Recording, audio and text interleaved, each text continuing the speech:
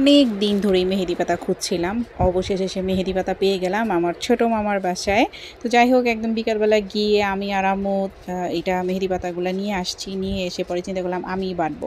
তবে এর আগে মেহেদি পাতা যতবার নিতাম ছোটোবেলায়, আমি কখনোই বাটতাম না। আমার কাছে বাটাটা এত বেশি কষ্টের লাগে। যাই হোক, আজকে আলসামি ঝেড়ে ফেলে আমি নিজেরটা নিজেই বেটে নিয়েছি, যেহেতু অনেক দিন ধরে খুঁজছিলাম আমি।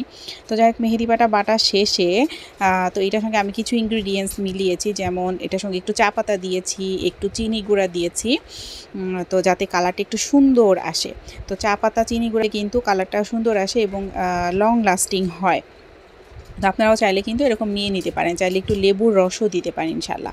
তো একদম সুন্দর করে গুছিয়ে একটু ফ্রিজে রেখে দিয়েছিলাম। ফ্রিজে রেখে দিয়ে তারপর আমার একটু কাজ ছিল, সেই কাজটা সেরে তো একদম মেয়ের হাতেও দিয়ে দিলাম। আপনারা দেখতে পাচ্ছি যে মান হাতে একটু দিয়েছি। ও খুবই শখ, ও একটু মেহেদি নিবে, এমনি মেহেদি দেখলে ও নিতে চায়।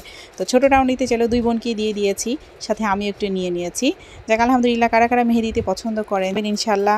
আমাদের তো মেহেদি দিতে খুবই ভালো লাগে, তবে আমি আগে যেমন মেহেদি দিতাম এখন এরকম মেহেদি না ধরতে। তো অনেক দিন পরে বাটা মেহেদি পাতা মেহেদিটা ট্রাই করলাম। সবাই ভালো থাকবেন, সুস্থ থাকবেন। আর মেহেদি আসলে মন ভালো করার একটা জিনিস।